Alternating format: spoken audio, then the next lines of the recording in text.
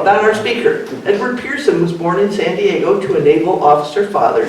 He got his undergrad degree at USC and then attended USC Law School, and has been an attorney since 1978, practicing in the field of estate and trust law with the firm of Overton, Lyman, and Prince, whose claim it is to be the oldest firm in Los Angeles.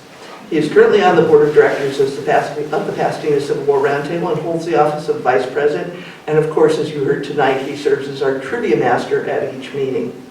2 years ago, Ed began what has turned into a triumvirate of presentations with his talk on the executive branch of our government during the Civil War. Last year, he covered the judicial branch and will complete the trifecta tonight on the legislative branch. So raise your hand if you have been here for all three of Ed's presentations. You've collected the whole set. Congratulations. Let's welcome Ed Pearson. Well, thank you so much for coming. About a week ago, I listened to a lecture about the year 1968 and all of the horrors that many of us who are here tonight lived through. Assassinations and Vietnam going south and all kinds of things like that. And we got through it, everyone, somehow. 1861 gave us a lot of issues to deal with, and today we see some of these same issues that we're facing. We got through the Civil War, we'll get through this. One thing I will read is a little quote from, this was Senator Edward Baker. "In order to save the Union, I would take some risk of despotism. I will risk a little to save all." Now, this is what we're talking about tonight. We're talking about the 37th Congress, which was in office from March of 1861 to March of 1863, and the 38th Congress, which was in office from March of 63 to March of 65. We may touch briefly upon the 39th Congress as well, which began in 1865. This is a thesis as far as what is the presentation tonight. The Congresses enacted a raft of forward-looking legislation that had long been blocked by Southern intransigence. The Southern representatives are gone.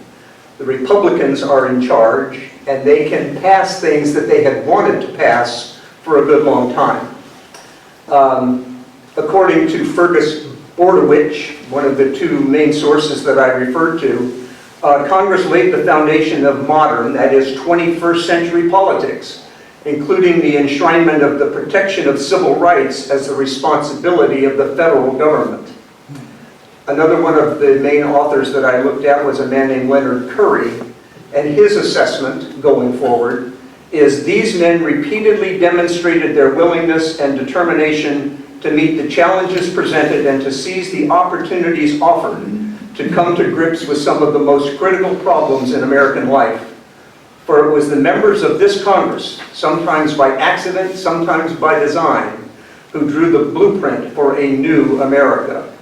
And we will see, Joan Wall, when she was here last month, referred to some of the very substantial legislation, not war-related legislation, that came out of the Congress, and we'll be discussing those tonight.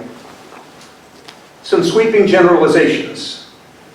Between the election of 1860, which brought Lincoln and Republicans into a majority, and the elimination of Southern representation, the Republicans had power to do some of these things that they had not been able to do before.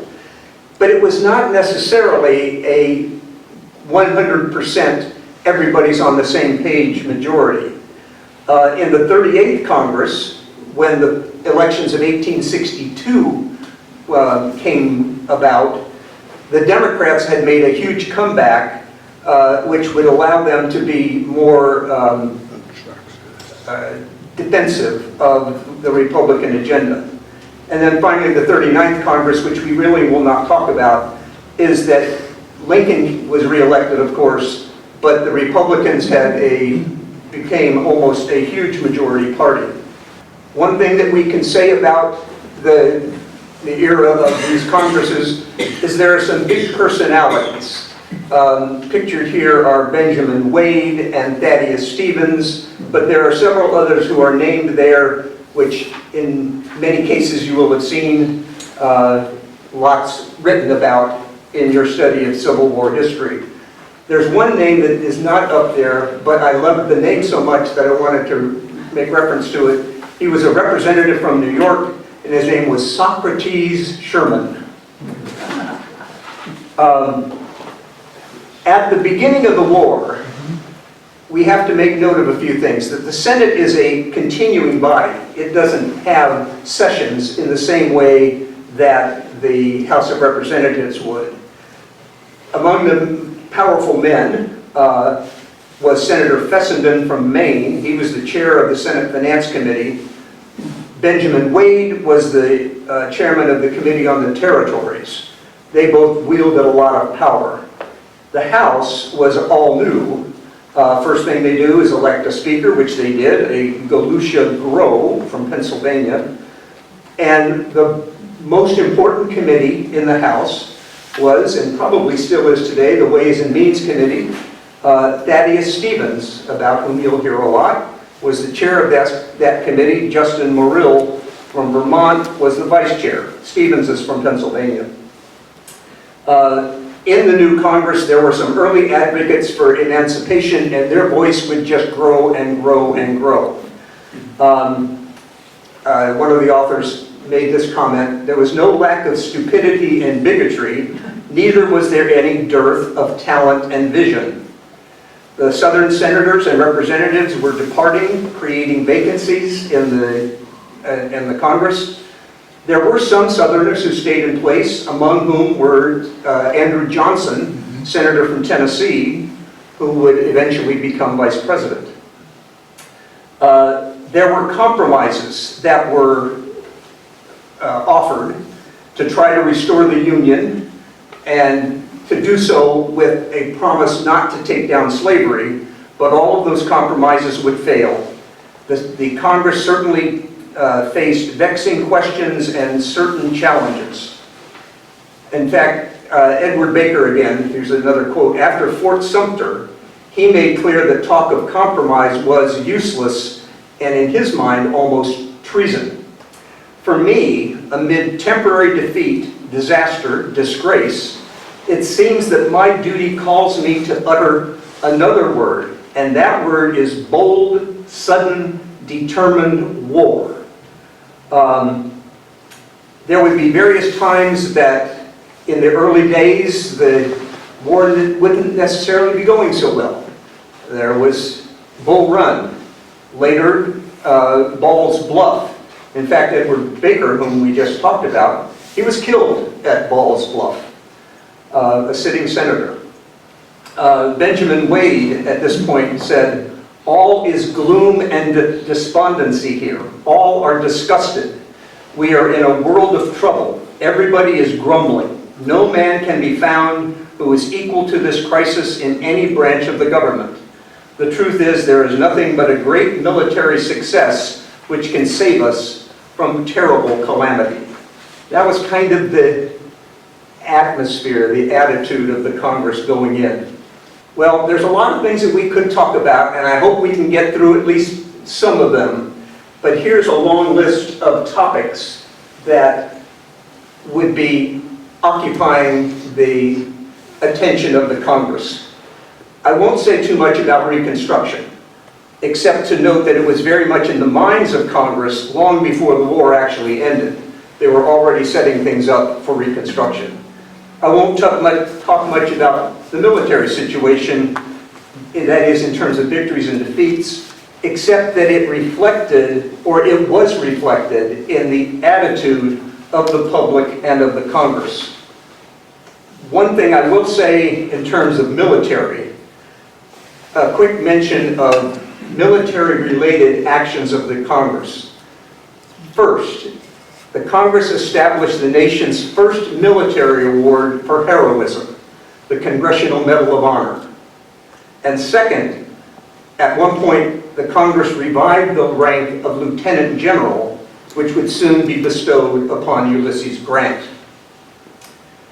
But let's talk about, as our first subject, the use of public lands and the forward-looking legislation that came out of these Congresses, particularly the first Congress, the 37th. Because there's not nearly the same kind of opposition that the South could erect against these Congresses, or against this legislation. They, for the most part, sailed through. And there are 5 that I'm going to make reference to, the first being the Homestead Act. What I say here is that the specifics might obscure what it was really all about, which was expanding the country to the west by the grant of federal land to settlers. And here are some of the details.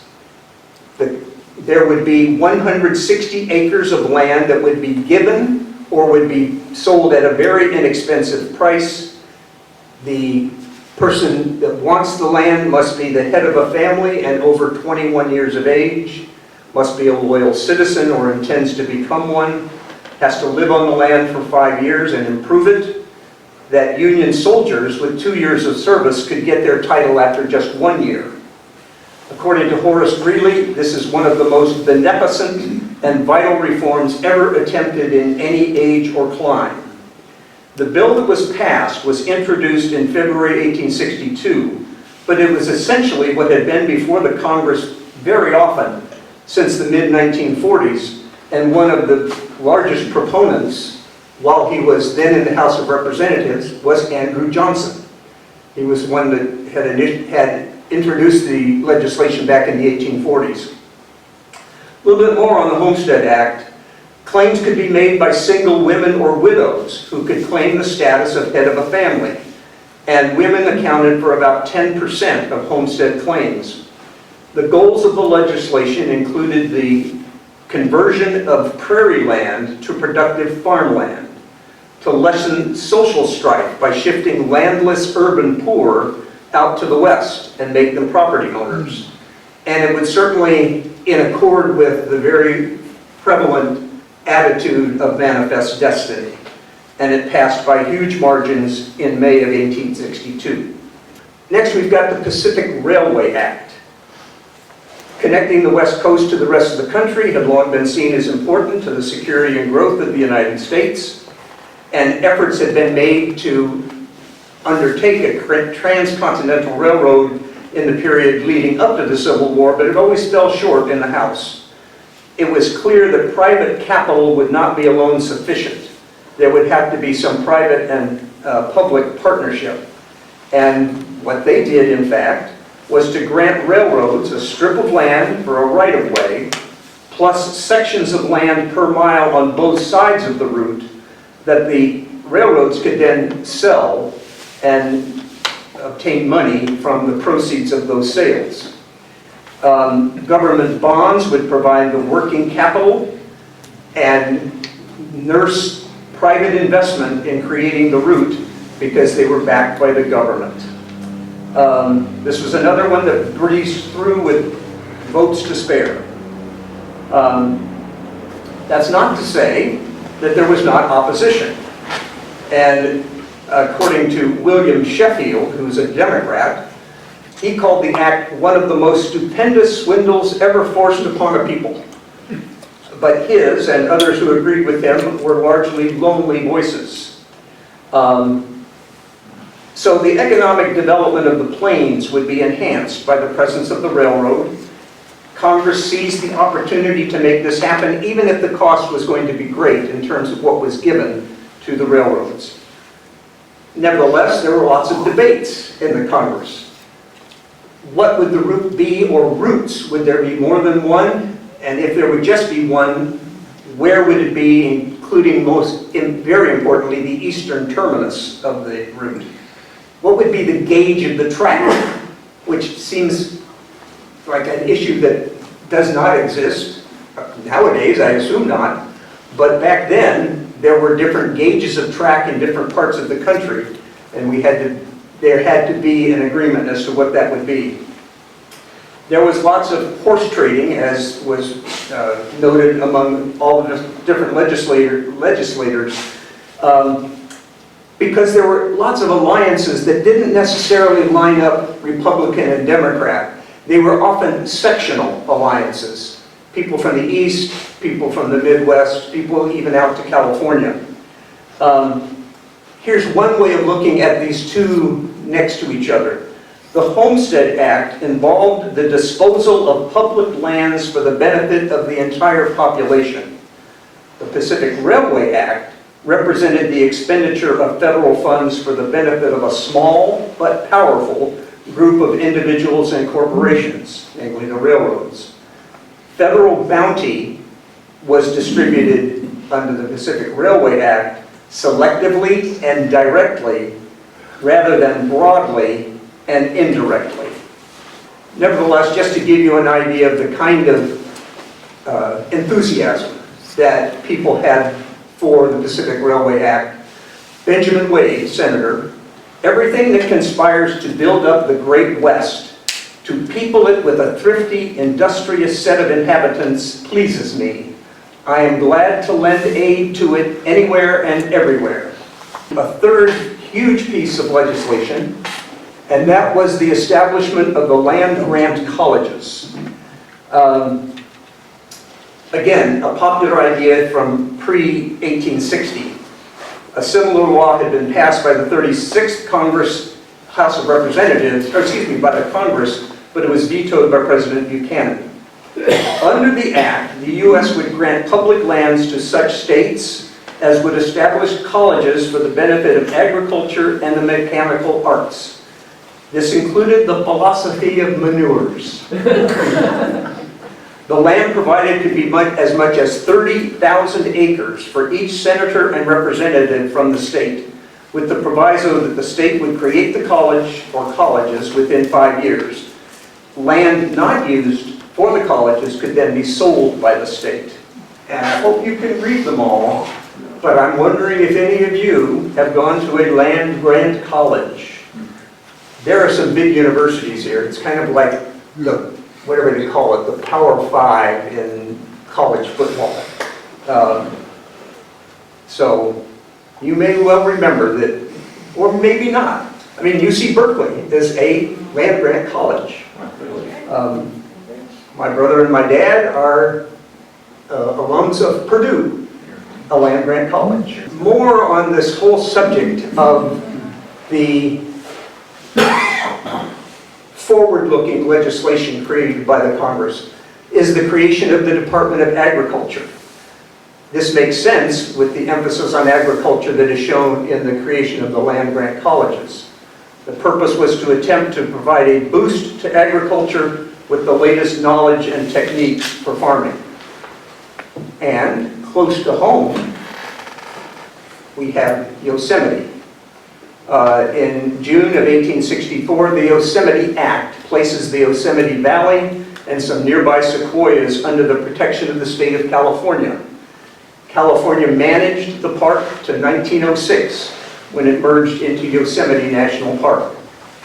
So you think about amazing things that the Congress did, that's the one that maybe hits most home to us. Found a little quote here from a California representative in reference to the Pacific Railway Act, but it really kind of applies to all of these ones that I just mentioned. It is to carry out such great enterprises which are demanded for the safety of communities and the wants of commerce and civilization, and are beyond the means and ability of individual and corporate enterprise, that governments are formed. We rather seek the public good and fertilize all the fields of enterprise in which our citizens are engaged. That's Timothy Phelps from California. Any Congress has got to do a lot of things, and I just listed a few up here that the Congress was able to do, along with running a war, financing a war, dealing with these important pieces of legislation, paying the lighthouse keepers, making sure that they're getting repairs to aqueducts. I just listed a bunch of them there. Suffice to say that the leaders of Congress were exhausted, but they were doggedly determined to keep going. We're going to turn to the next subject as being the financing of the war. The situation was very apparent right from the get-go. This war is going to cost far more than expected. Those people thought it was going to be over in 90 days and so forth. That's so. And early estimates would be that it would be $1 million a day. Even that was probably too small. Money is needed now, and the stress of necessity is occurring at the same time as Washington's summer heat. And I lived in Washington, D.C. in the summer, and it's awful. From 1857 to 1859, there had been, if not a depression, certainly a recession in the United States, an economic downturn, including deep deficits. Now get this number. This was called a deep deficit, $90 million. I don't know what's that equivalent, but it ain't much. There was no national income tax, no national banks. Federal bonds had to meet with those that were issued by state banks, and it was not a good source of revenue for the country. What can the Congress do to make a plan that will rectify some of the financial needs of the country? Well, first, there was a talented team. We had Salmon Chase as Secretary of the Treasury, Finance Committee Chair Pitt Fessenden, and Ways and Means Committee Chair Thaddeus Stevens. The plan was, briefly, massive loans, issuance of U.S. bonds, increased tariffs, and higher taxes, including the first U.S. income tax. The intent of all this was to give the potential investing public confidence that their investments, their loans to the United States, would be repaid, and that the interest obligations connected to those loans would be met. The subject of financing the war could itself be a subject for a Civil War roundtable talk. It's pretty dry, I fear, and would have to make note of more than a few scoundrels in the process.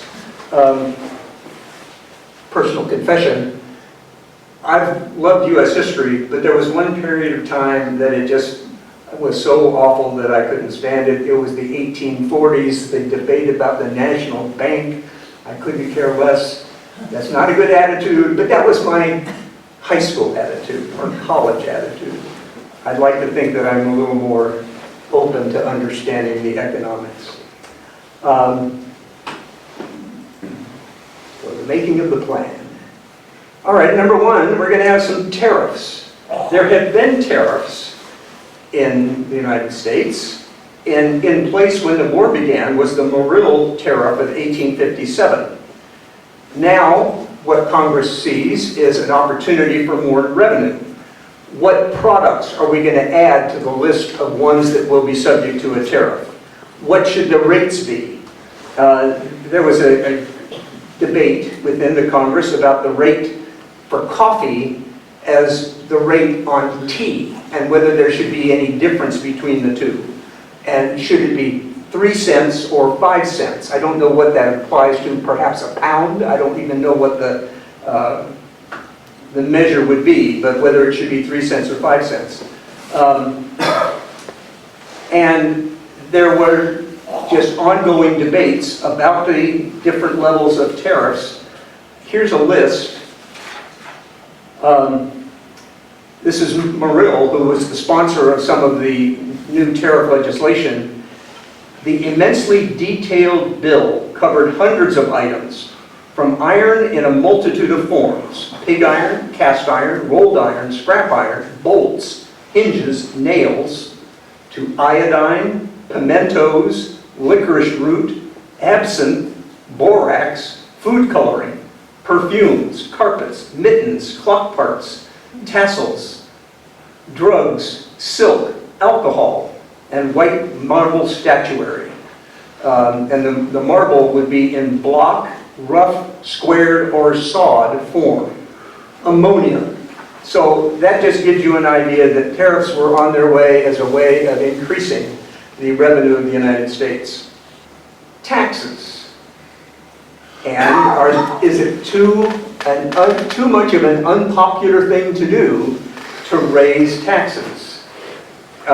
Justin Morill, he was one who was sort of an anti-tax man. The bill to tax will create a government hand which will spread its fingers out in all directions, ready to clutch. Thaddeus Stevens, on the other hand, by putting it, meaning the tax bill, off for 6 months, you also put it out of the power of the government to provide arms and munitions of war for 6 months. And naturally, the press got involved, and there were some no taxes ever, but there's the Lancaster Daily Inquirer, which editorialized that tax is patriotic. There were questions about whether an income tax was constitutional. One of the first tax bills that was promulgated soon had 315 amendments attached to it. They were arguing constantly about this. What they eventually came up with was an income tax that would not take effect immediately, but soon, and it would tax income anywhere from $600 to $10,000 at 3%, from $10,000 to $50,000 to 5%, and $50,000 or higher income would be taxed at 7.5%. As I said, the income tax didn't really kick in immediately, but it would also be the first tax that would be repealed in short order, I think after the Civil War, maybe during. One thing I will say is that the Civil War income tax eventually did go away, but clearly the idea of taxing income did not. There were excise taxes. All those goods that were subject to tariffs were on the import of goods into the United States.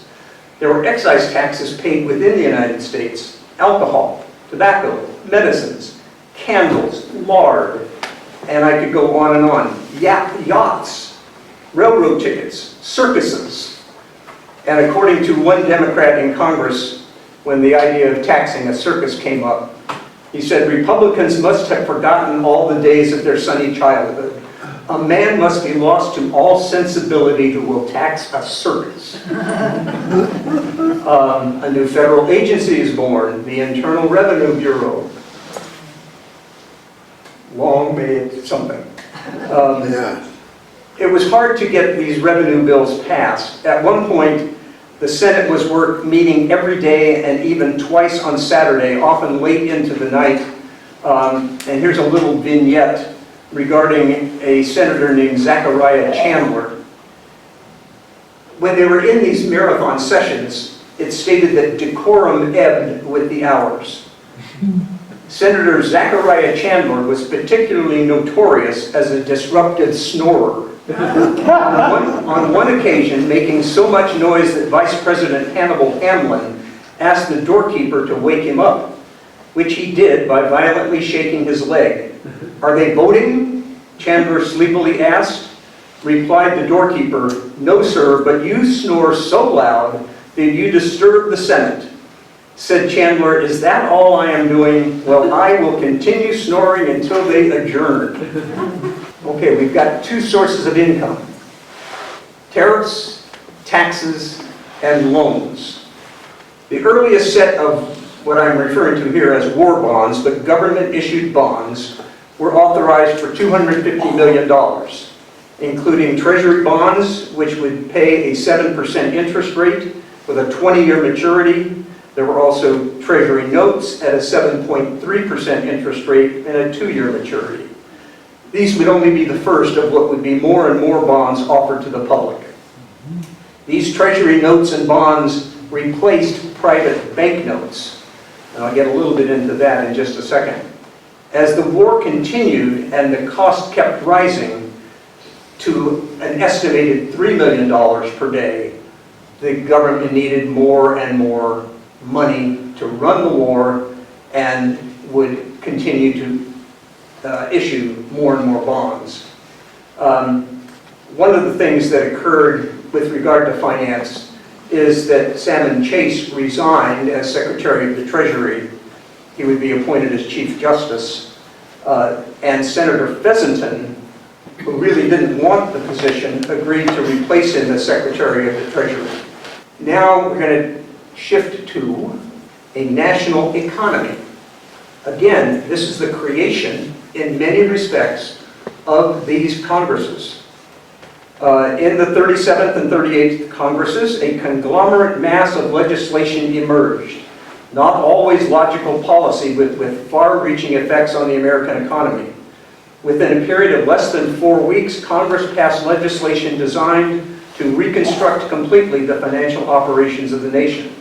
The issuance of government bonds would accomplish on a permanent basis what the issuance of legal tender treasury notes had already accomplished on a supposedly temporary basis, the creation of a national economy.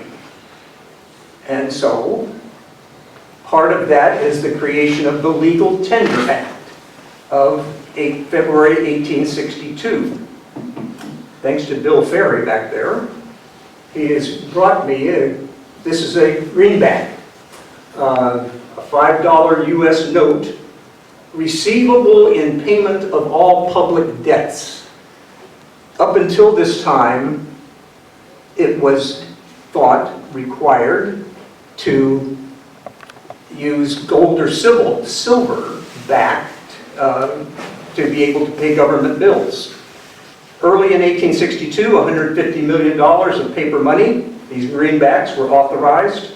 A second act would be passed in 1863, and by the war's end, there would be $500 million of greenbacks in circulation, which created a free-flowing national economy and a foundation for a permanent currency after the Civil War. Part of this creation of a national economy was the creation of a national bank, the thing I just complained about with Andrew Jackson. But in February 1863 and June 1864, the Congress passed national banking acts, which pretty much established something that would last all the way up until the founding of the Federal Reserve System. These banks were a wartime expedient to help finance the war and promote this stable, uniform United States currency. Previous currency were coins and notes issued by state-chartered banks. If a note is issued by a bank in State A, it might only be accepted at a discount, if at all, in State B, and so on. Someone referred to it as a cacophony of circulating notes. The creation of the Office of the Comptroller of the Currency, an agency with the power to issue national bank charters and regulations, also assisted in this effort. The 1864 Act put in place requirements for a national banking association in terms of minimum capital requirements, reserves, and by the end of 1864, 683 of these banks had been granted federal banking charters. State bank notes, the ones that are still issued by the state banks, were going to be taxed. The rate eventually hit 10% in 1865, which would make them very much a disadvantaged investment. If you've got to pay a tax on it, it's much better to buy the US note. And in short order, the state notes were no longer sellable, or often were not. So we've covered the public land acts, the taxes and financing the war, the national banking system. But Congress did have a lot of effort in conducting the war. There was an attitude within many in Congress that Lincoln was not up to the task. And particularly after Bull Run, it was so close to Washington that politicians went out to see the fighting, questions about Lincoln's capacity escalated. Who would determine how this war would be fought? Would it be Congress or the President? According to one senator, it is Congress that declares war, but the power to wage it is an executive function. Lyman Trumbull, senator, but who raised the money for this war? We did, the representatives of the people. Our power is omnipotent over this army. So you've got this clash. And Benjamin Wade is extremely concerned, let's put it that way. There had been Bull Run followed shortly by Ball's Bluff, and in late 1861, early 1862, with the war not going well, Benjamin Wade says, "No country has ever been cursed with such imbecility." And so what does Congress do? It creates the Joint Committee on the Conduct of the War. This is going to be a very powerful investigative committee of the Congress. It's created to inquire into the conduct of the present war, especially in the light of all of the negative activity. The chair is Benjamin Wade of Ohio, a leading radical Republican. This committee would be extremely active, meeting almost daily for its first 4 months and frequently thereafter. There were critics of the committee. This is interference with Lincoln and the executive branch. There are what were referred to as strong-arm tactics and methods employed by the Inquisition. But more on Wade's committee. It was alleged that the committee were advocates for certain generals, for example, Hooker, but harsh critics of other generals, particularly McClellan. And after Chancellorsville, when Hooker was exposed, there had to be some pretty heavy damage control by the members of the committee. In 4 years, they held 272 sessions. They interviewed almost every major Union military figure. They examined every aspect of the war, down to the procurement of horses.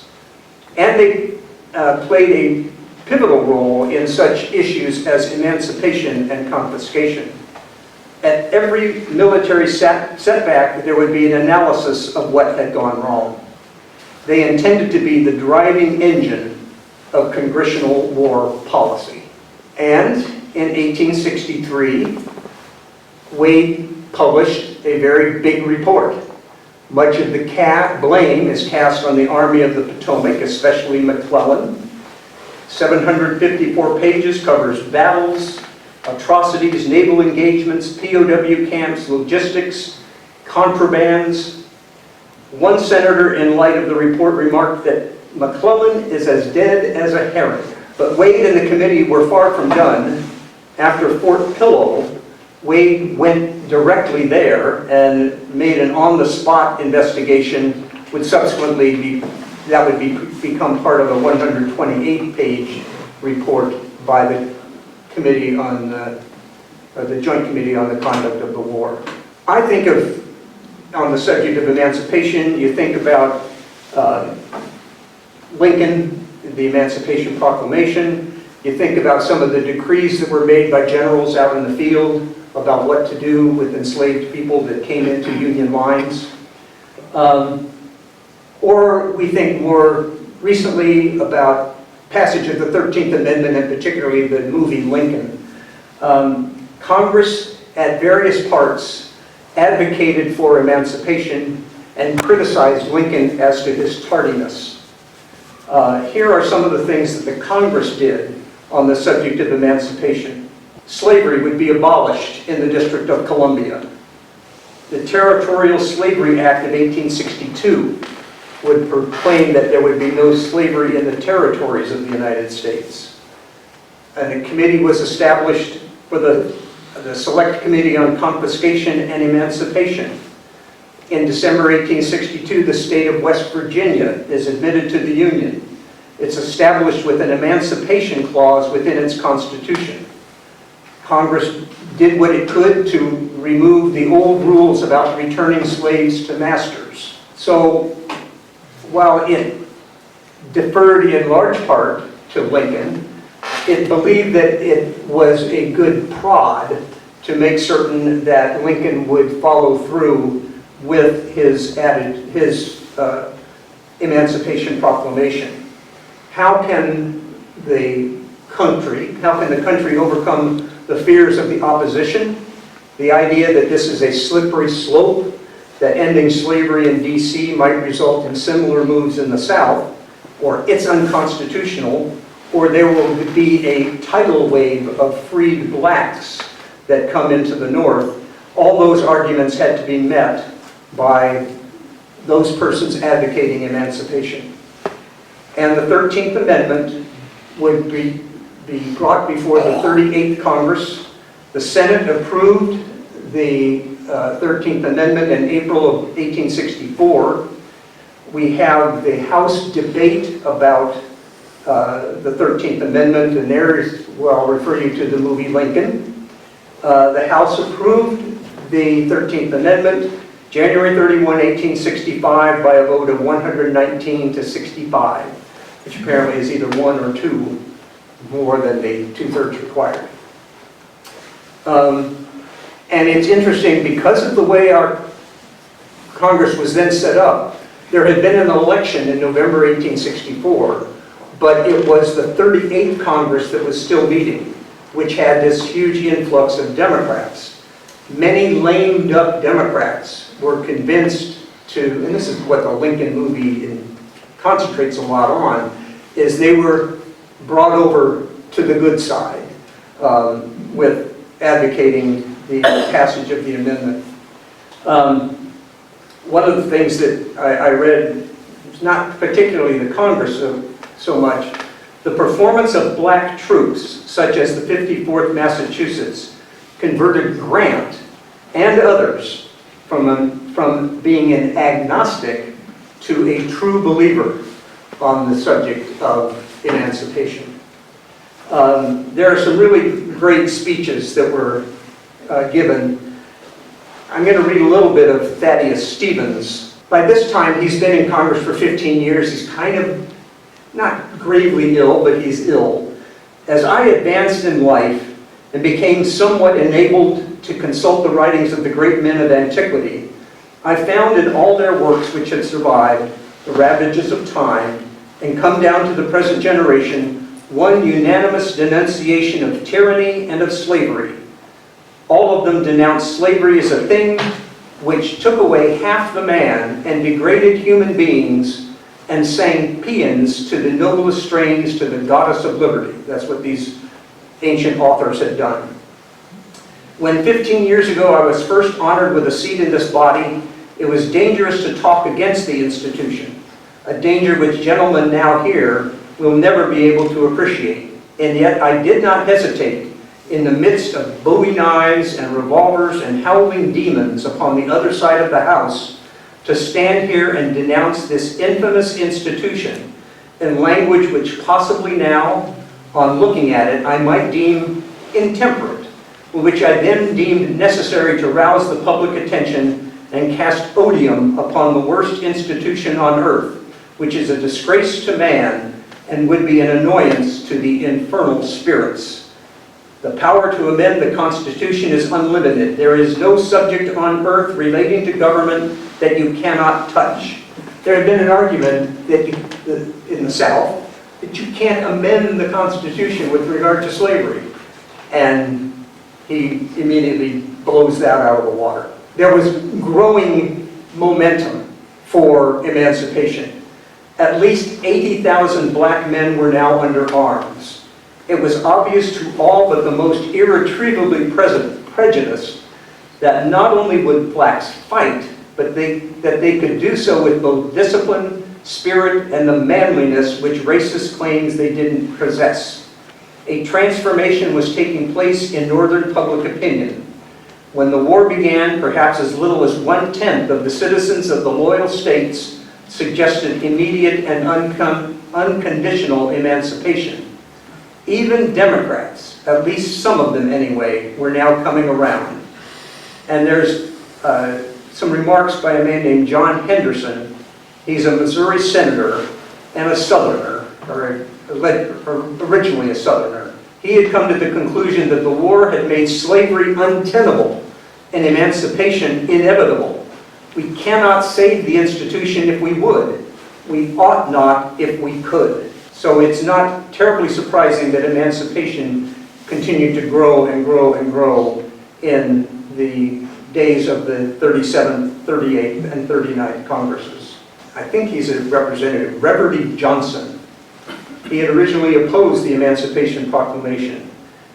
And what he now argued in the Congress must have shocked anyone who expected to hear a well-reasoned demolition of the amendment. To manumit at once nearly 4 million slaves is an event of which the world's history furnishes no parallel. The preamble to the Constitution made clear, he said, that the founders wanted above all to establish justice, preserve tranquility, maintain the common welfare, and most important of all, secure liberty. Is there no justice in putting an end to human slavery, he asked? Is there no danger to the tranquility of the country in its existence? May it not interfere with the general welfare? And above all, is it consistent with any notion which the mind of man can conceive of human liberty? Slavery, he said, is a sin, is a wrong, cries for redress. Confiscation. Can Union forces take Confederate property, and particularly its so-called human property? The details are going to matter. The practical results appear very early. Benjamin Butler took in 3 fugitive slaves, word spread, and freedom seekers poured into Union lines. There was originally no coherent federal policy at a time when there was a white population that was often hostile to African Americans. Blacks were part of army camps and soon were soldiers. According to the book I was reading, multitudes of quotidian human encounters would begin to reshape Northern opinion and change the perceived purpose of the war. And that is going to result in things such as the Confiscation Act. There's all kinds of different property, and there are all kinds of different Confederates. Can we take all of the property of all Confederates, or if not of all, some, or some property of some? If land is confiscated, where is it going to go? Is it going to go to former slaves? Is it going to go to Yankee homesteaders? So there was this debate about what would be done in terms of confiscation. Lincoln joined the debate.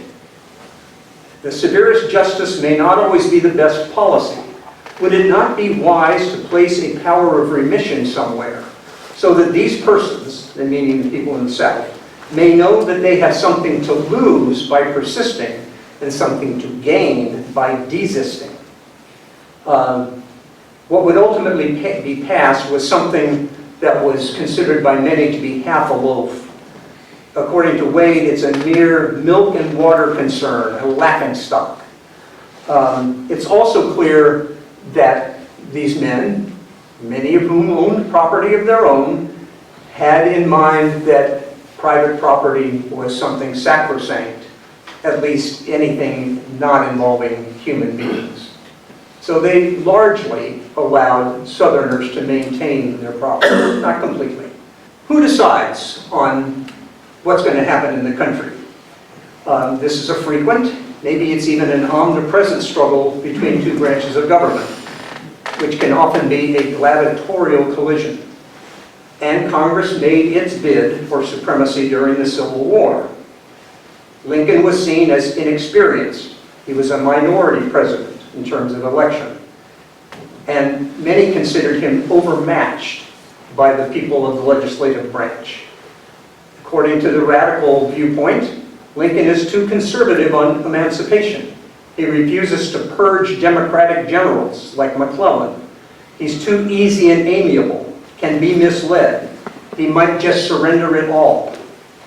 And criticism was probably at its height in the summer of 1862, and shortly thereafter, after Antietam, the preliminary Emancipation Proclamation changed everything. Congressional Republicans were then quietly supportive of Lincoln. But here's a quote from a Democrat at the time. "The president is an imbecile and should be sent to the school for feeble-minded youth, or he is a bad man." Many of you are familiar with this incident when there was what many label an attempted coup against the Lincoln administration. what some of the radical Republicans would do would be to exercise control over the executive by gaining control over the cabinet.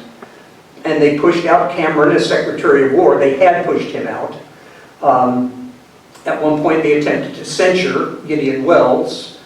They attacked Salmon Chase, but their real target was Seward, whom they considered to be a malign influence on Lincoln. So they set up this committee to try and basically bully Lincoln into getting rid of Seward. It didn't work. And among other things, Lincoln was an astute politician, and he knew how to deal with this kind of event. But here are a couple of the things that occurred after Lincoln deftly got it to the point of Chase is embarrassed and Seward is still part of the cabinet. Chase was seen to be kind of the man aligned with the radical Republicans in this effort to get rid of Seward. Gideon Welles said in his diary, "A senatorial combination to dictate to the president in regard to his political family cannot be permitted to succeed, even if the person to whom they object, namely Seward, were as obnoxious as they represent." And the New York Times, in an editorial, the radical senators' action that they took was directly at war with the independence of the executive and the stability of the government.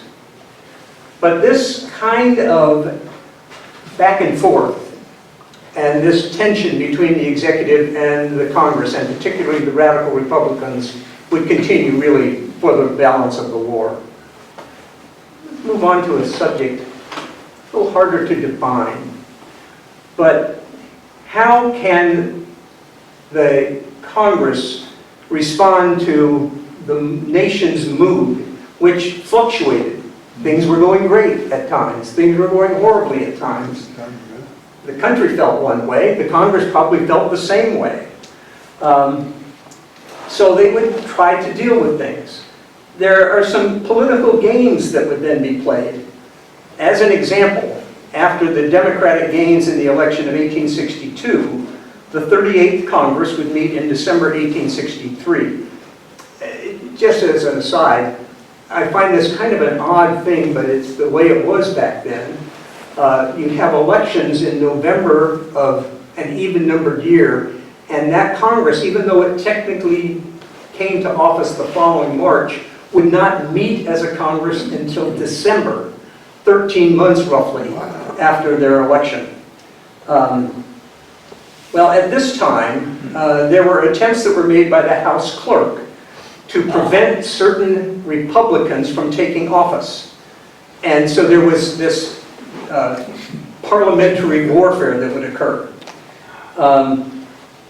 The individual, the House clerk, was a man named Emerson Etheridge. And after eventually his efforts failed, Lincoln coolly dismissed him after his effort. "Emerson ain't worth more than a squirrel load of powder anyway." More on politics.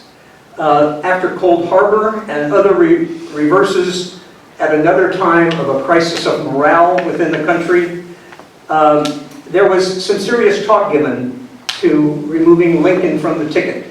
Would he be replaced by Grant, by Chase? There was jostling over the vice presidency. Should we remove Hamlin? And should we, in fact, put in Andrew Johnson in the ticket? That's, in fact, what happened, and he became vice president and ultimately became president. No comment.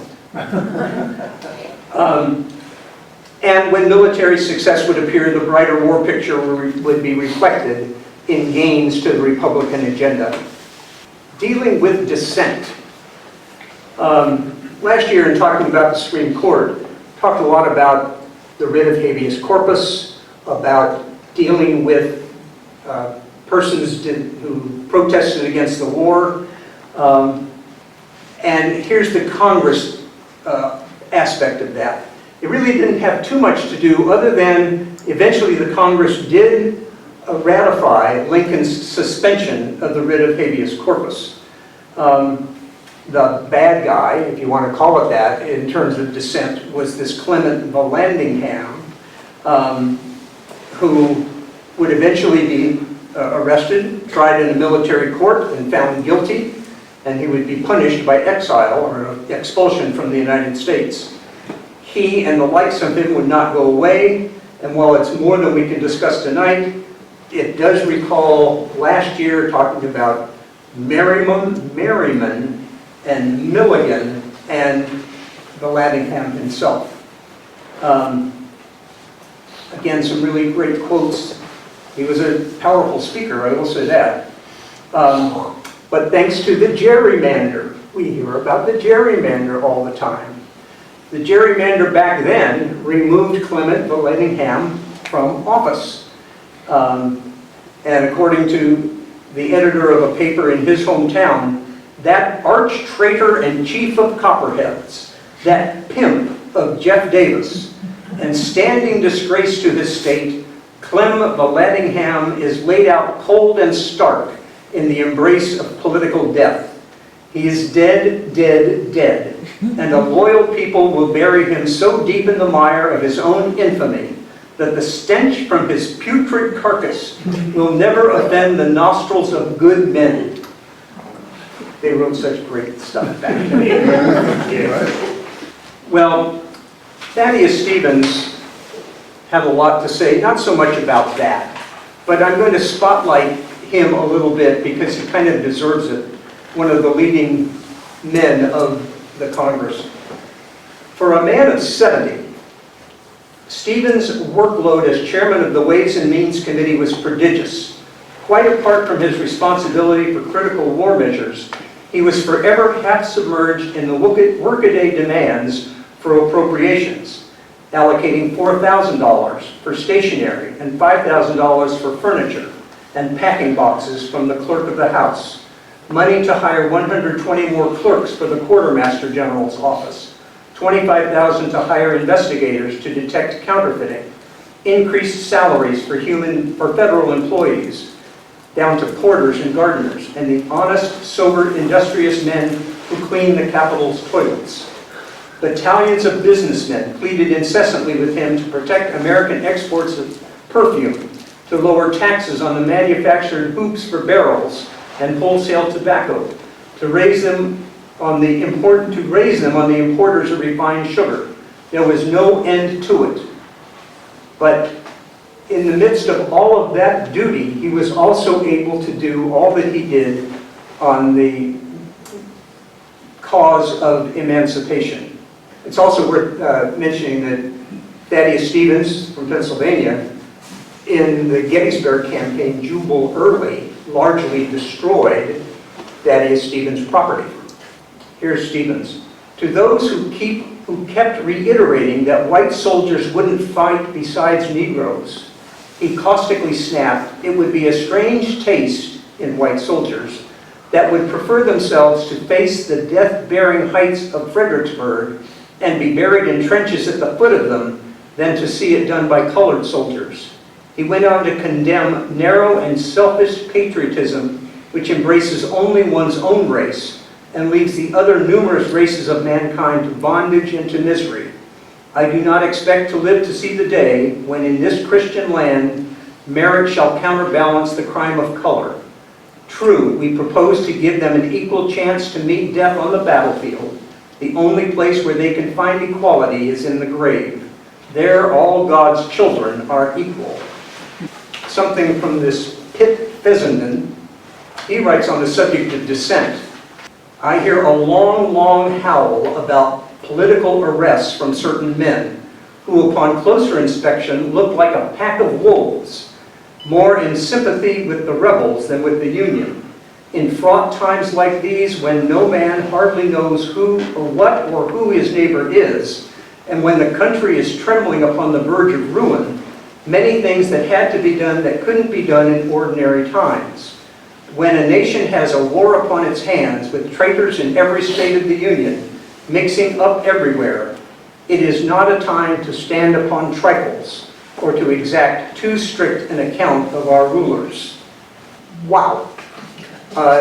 Isn't that kind of enough to talk about with this Congress? I'm going to give a couple assessments that were written. Representative Justin Morrill, so he's making an assessment at the time of, after the Congress has met. The calmness of the nation while the war of the rebellion in all its strongholds rages with the greatest fury will be noted as one of the most remarkable features in the history of the times. The nation itself, through its executive, judicial, and legislative organs, exhibits no renunciation of minor duties while unflinchingly prosecuting a task unmatched in magnitude or in possible results. Here there is no trace of any purpose to abandon enterprises which might, even in times of peace, appall statesmen and legislators less bold in the assumption of the perpetuity of our government and less reliant upon the solid resources of our country. Here's an assessment from Fessenden, a senator. With all the labor and anxiety it has cost me, I am gratified to reflect that we have accomplished much. With all its faults and errors, this has been a great and self-sacrificing Congress. If the rebellion should be crushed, Congress will have crushed it. So there are lots of assessments from today that look back on that Congress as those Congresses as being particularly amazing. What did the Civil War Congresses accomplish? I've listed in here. You can read them. Enacted legislation to raise hundreds of thousands of troops, the first military draft, a harsh strategy for war against the South, financing for the war, turning abolition into public policy, the Homestead Act, Pacific Railway Act, Land Grant College Act, and yes, civil liberties were curbed in the face of anti-war dissent. Like every Congress, the 37th and 38th Congresses had the brilliant, the mediocre, and the incompetent. These are my major sources. A book by Leonard Curry, very, very wonderful book. A book by Fergus Bordowich, also a wonderful book. One was from 1968, the other from 2020. And then I've got to show you a year ago when I gave the talk. It was the day that the girl on the right was born. That is Lucy. And the girl on the left was born a month ago, and that is Summer. And anyhow, I'm now a 6-time granddad.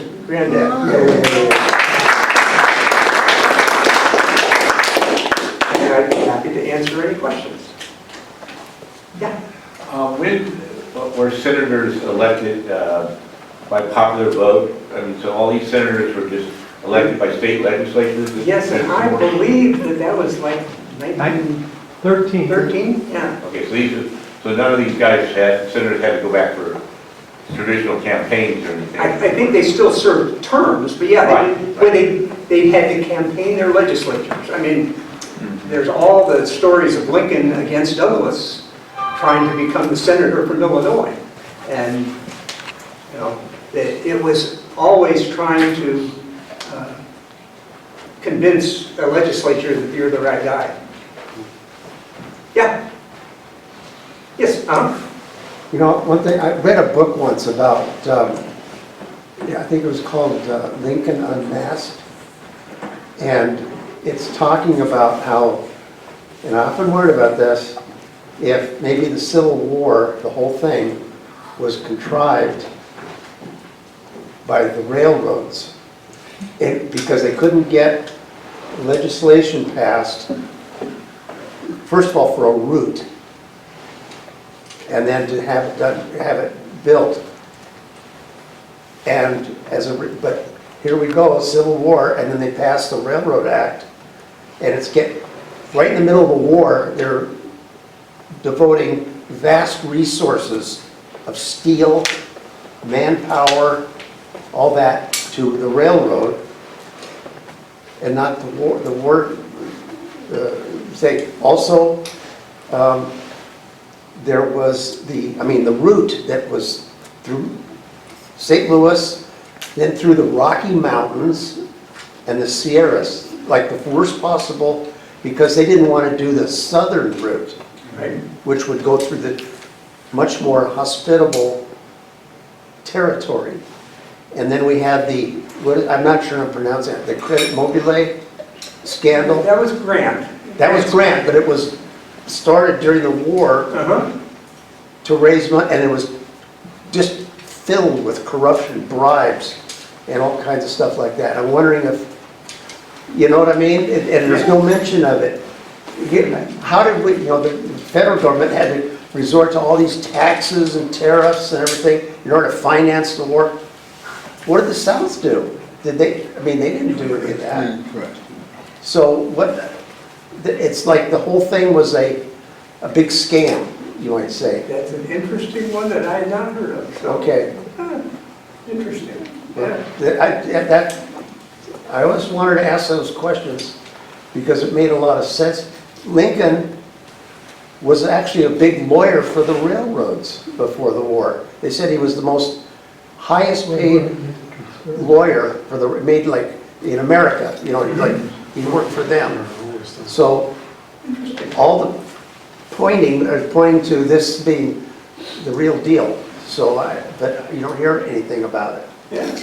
Yes. Actually, in reply to that, one of the problems with the southern route for the Transcontinental Railroad is that that was through most of the remaining hostile Native American groups. So building the southern route would have required about 20 more years of pacification before they could start. Because the Comanche were still active, the Apache were still active, and even all the way through to California, the southern route went through hostile territory as well as hostile environment for the building of the railroad route. So it still wasn't possible to build the southern route in the 1860s without a lot of casualties that would have required moving the whole military to the frontier. Well, but instead of fighting the South, they could have fought the Indians, I guess. But the other part is, the South paid for the war by basically printing unsupported bonds and bills. So they did the same thing, only with nothing to back it up. Okay. I wanted to comment on the financing, which was just alluded to here. The North printed money too, but people were willing to accept it because they believed in the full faith and credit of the United States. And starting like in 1862, we probably learned this in high school, Gresham's law, that bad money will drive out good money. So coins and silver and gold coins, they just disappeared. Yeah. And if you had one and you wanted to use it in trade, like let's say you go to, you buy something that you have a silver dollar and it only costs 10 cents, they didn't want to get, or a $10 piece, they didn't want to get the money back in notes. And it got to the point where they issued what's called fractional currency that is as small, and they're very small, they're like 1 inch by 3 inches, and they were in denominations like 1 cent, 3 cents, 5 cents, 15 cents, and they were in circulation 10 years after the war, and they used to have them in post offices to show what was counterfeit or not, and people collect those, and they're very interesting. That's fun to know. Yeah. What was selling public land another source of income for the war? Or the federal government? Yes, and to some extent, that's what happened with the railroads. They gave the railroads these lands, which the railroads then could sell. Yeah. And I think the U.S. got some of that money. But yes, they could sell public land and did. There was a lot of it. There still is a lot of federal land. And somebody's trying to sell it again. What? I think someone else is, a new entity is trying to sell more public land, yes. Yeah, we should do that. Yeah. Yeah, I had heard a story that a lot of the land had been over-farmed, and so this was a way for them to get people to expand west, was to offer them land, because they couldn't grow, I guess when they were doing the Trail of Tears, they moved native or, indigenous people to areas, and they were like, we can't farm here, the soil is dead. And so that was one of the, the carrots to dangle to get people to move west, like Ohio and Kentucky and stuff. The way it was presented to me was basically that these are non-landowners. Right. They're the poor of New York or wherever who can be enticed to go west and Settle. declare a homestead, to claim a homestead. So it may not be exactly that reason, but that could have been that as well, I would think. Certainly not southern lands, we're talking only about northerners who were doing the homesteading at the time. One of the arguments against allowing slavery in the territories were the people in the north felt that this was unfair competition for Caucasians to go into the territories and to farm, because they would be dealing against people who were free labor or slave labor. Yeah. Others? All right, well, thanks much.